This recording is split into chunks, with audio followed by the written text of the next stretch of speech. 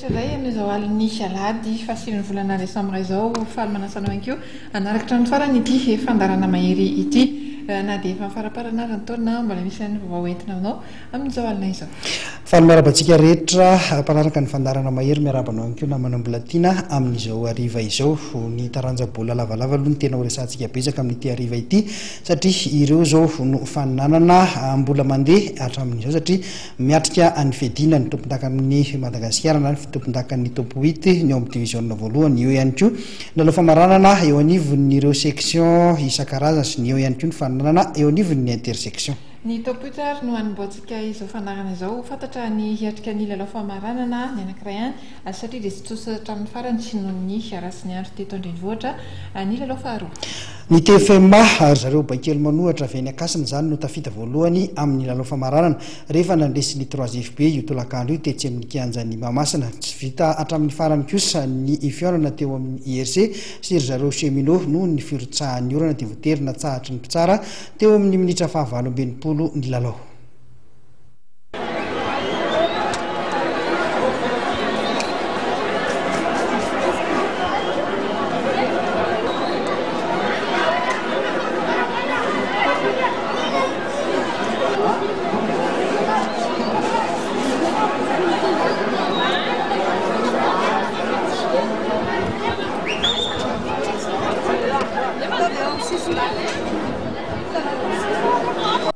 Noravan'ny orana teo amin'ny minitra fahavalo ambinipolo ny lalao manasa-dalana faharoa izay nikatrohan'ny IRC sy ny cheminot io tolakandro io tetsy amin'ny kianjan'ny Mahamasina.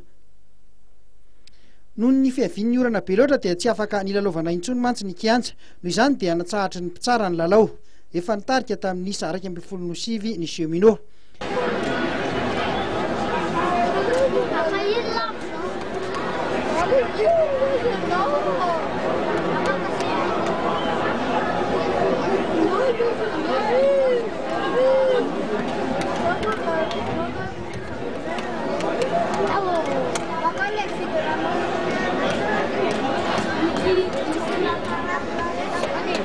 Averina araka izany ity lalao manasa-dalana faharoa ity.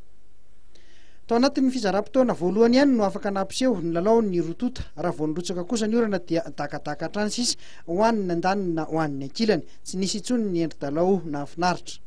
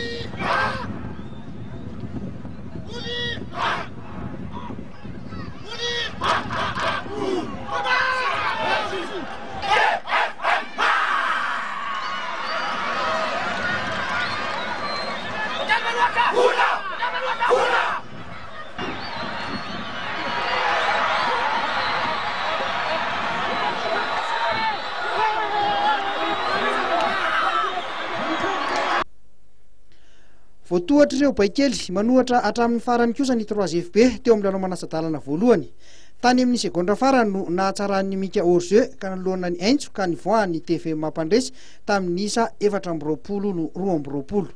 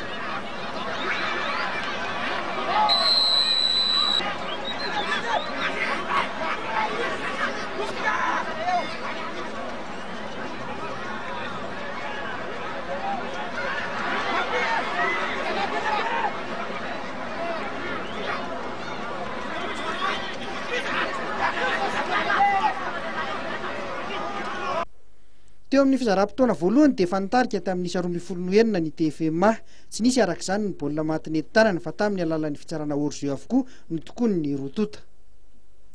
Teo amin'ny fidirana faharoa dia nanindry mafy ny 3FB ka nisesisesy ny baolina matin'izy ireo. Zareo hatrany no nitarika anisa teny amin'ny solaitra be hatrany amin'ny 2 minitra tsy iravana.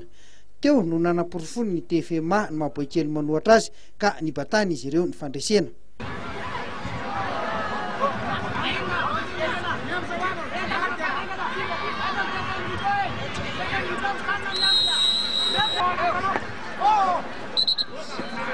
Efa tafita any amin'ny lalao famaranana zany ny boy-kely manohatra amin'ity faninanana ao anatin'ny top 8 ity. Mbola averina kosa ny lalao manasa-dalana izay nikatrohan'ny Cheminot sy ny IRC.